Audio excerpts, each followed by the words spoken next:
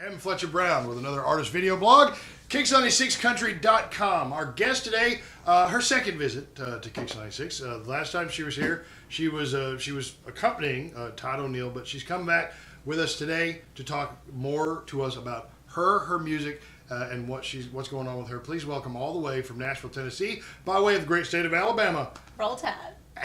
Oh man, I just lost so many fans. Dadgummit. War Eagle. Roll Tide. Go Alabama.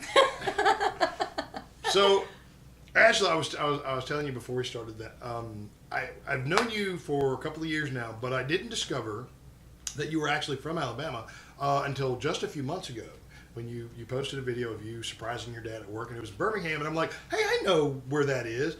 You're originally from McCalla, Alabama, is that correct? That's right. Well, McCalla, Alabama, okay, as McCalla. we say it. McCalla. Is it McCalla or McCalla? I don't know. I've just always said McCalla. However, I have grown up all these years saying Billfold instead of Billfold, and Walmarts or Kmarts instead of Walmart and Kmart. I don't know. My family, they talk weird. I don't know. Hey, you want to get the money out of the Billfold? And then I was like 19 years old, and somebody said, "What is a billfold?" I was like, your wallet. And they were like, "It's a billfold." I didn't know that. So now we know that we've had our linguistics lessons for McCalla, Alabama. McCalla. McCalla, Alabama. I'm good. You know what? We're just that place near Birmingham that she's from. Grew up doing the usual stuff that folks do. And then, I mean, you're right off Tannehill State Park. Yep. The big wooded area. So you camping, fishing, hunting, all that good stuff. But your father was a minister, is that correct? That's right. Was, or is he retired, or is he still preaching the word? He preaches the word, whenever he gets called in book. He's more of an evangelist. So I grew up, we did a lot of tent revivals, and that's how I started playing music, was leading worship at his services. Oh, okay.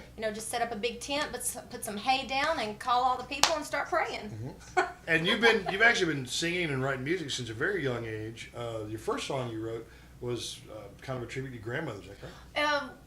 Well, the first song that I actually put music to, it was a poem that my grandmother had written for me when I was first born. Oh. It was like, "You are the apple of my eye, the blue of the sky, the sweetest thing I know, and I do love you so, all wrapped up in love, sent from heaven above," something like that. And I put music to that poem and sang it to her. It was pretty cool. And she just knew, she surely knew then that your music was your destiny. Well, it was funny because my Nana was the writer, and then I had my Nana Ellen, my other grandmother, who was the singer and performer. Mm-hmm. She was in a band called the Blue Velvets back before I was born. So she used to travel around and perform in Birmingham and Louisiana and Biloxi, Mississippi, and they just did a lot of shows all over the place. They were like the Supremes. Yeah. They were really fancy. And my Nana would teach me how to sing Patsy Cline and Dolly Parton, and my Nana Becky, she taught me a lot of acting and writing, so I guess I'm just a lot like my grandmother's. All right. Yeah, okay. So, you've got a flair, obviously got all this presence, you've got a flair for entertaining. You're an amazing singer and songwriter. We're talking a little bit about your debut EP that's out now. You got the song Nothing But Love Makes Sense. Yeah. All right, we're playing it on KIX96, so make sure you call us if you want to hear it again. Yeah. But one of the things that has happened to you recently that is hugely exciting was you recently portrayed a country legend, Shania Twain.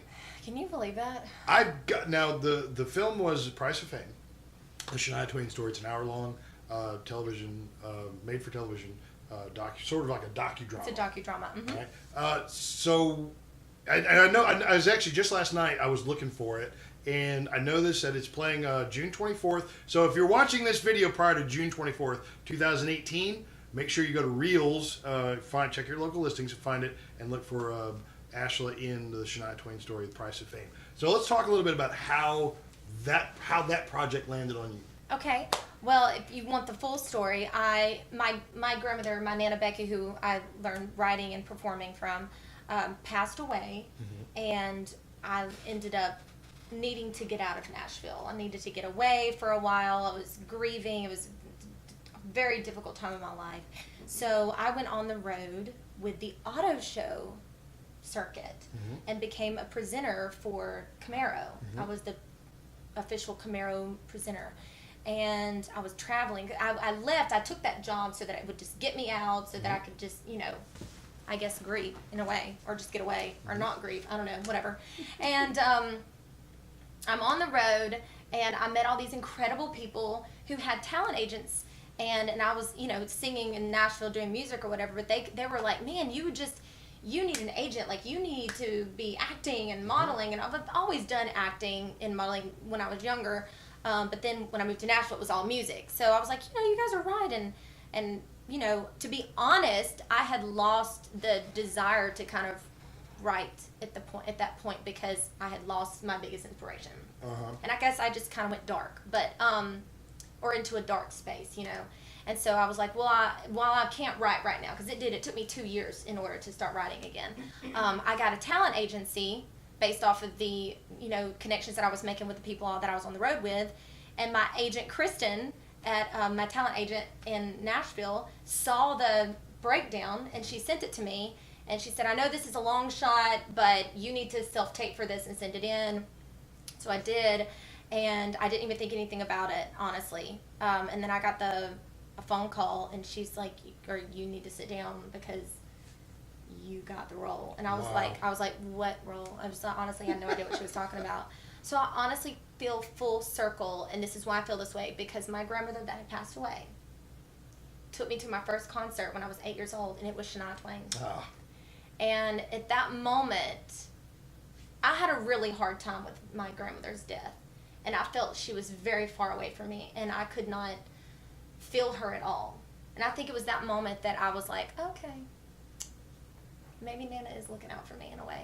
So really, really amazing full circle kind of feeling, regardless of what you believe. I feel blessed for that situation, and I think my Nana kind of smiled on me a little bit with that. It's amazing the connective tissue that music is in our lives with people. I was discussing with a friend during CMA Fest that, I got a chance to see Naomi Judd talk, and that is a huge connection for me and my mother. My mother loves country music, and so I grew up listening to Merle Haggard and George Strait and the Judds, and the Judds was always one of her favorites.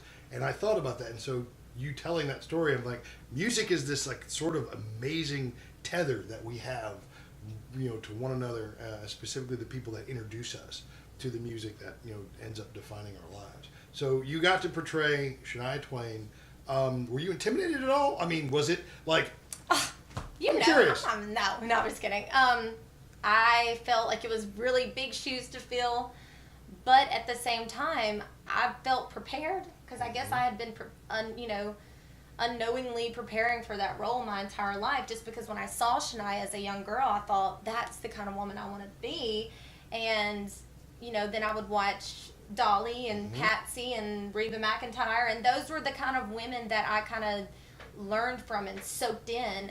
And Winona Judd being another one, a very powerful, strong vocals, owns it, and I think naturally, when I got the script, I didn't even have to look at it. I mean, I honestly didn't even look at the script until the morning of filming, because as an actor, I have a method where I would rather be in the moment than know the lines and just spit lines. I want it to be more obviously natural, which is the goal of any actor, right?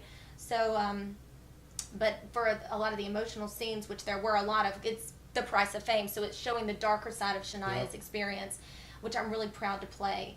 And I hope that one day I get to meet her and she can tell me that, that she's proud of the way that I portrayed her, because I really did dig deep into my own personal emotional experiences to portray those feelings, because I want people, when they watch it, to feel what Shania was going through. And the only way that I know how to do that as an actor is to pull from my own heartache. So it was a really incredible stage, the way that they had it set up when we were filming. Really quiet. They gave you a lot of time to really get into your character, and I was reading Shania's books. I was doing nothing but listening to Shania music, which I already know all of them already.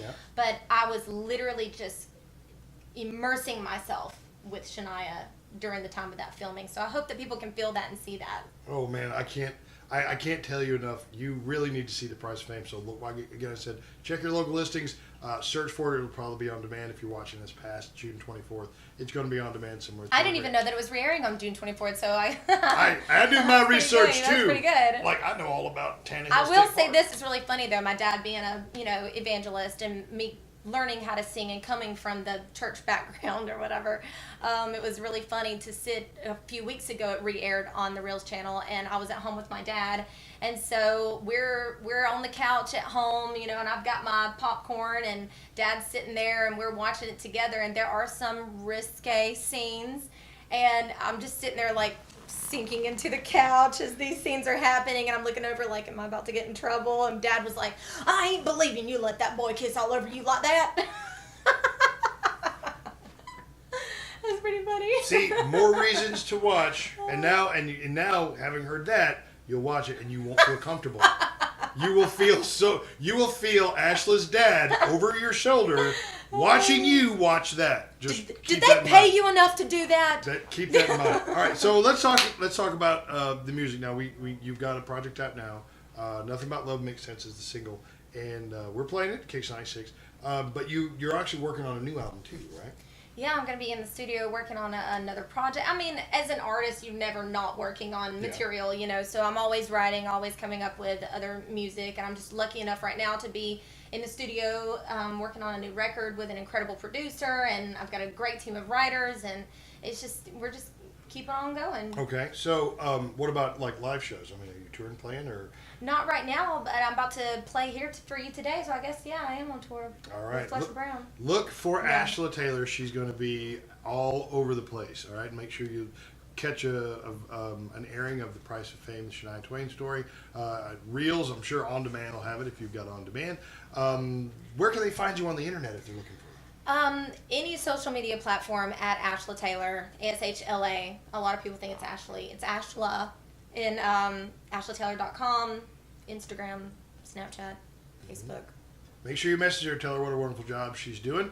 Encourage this hometown Alabama girl, all right, from all the way from Birmingham, Alabama. Ashley, I sure do love you guys down here. I really appreciate the time to chat with you and catch up with you, because I haven't seen you in a while. Well, I think I saw you last time in Vegas, right? No, it was here in this office. I thought I saw you again. I've seen you again since then. Yeah, but it's like, I think we met in Vegas. Did I not see you at the ACMs? Yes, but I mean, I don't know. I may or may not have had a lot to drink. I'm just saying it's entirely possible. He saw me at the ACMs. He just doesn't remember. I vaguely remember an Ashla-shaped person at the ACM Awards. I don't know. We'll figure that out. Look for a live performance from Ashla elsewhere here on our YouTube channel. And if you want to hear Nothing About Love Makes Sense, please call us at KIX96. We'll be happy to play it for you. We'll see you next time on another artist video blog, KIX96country.com.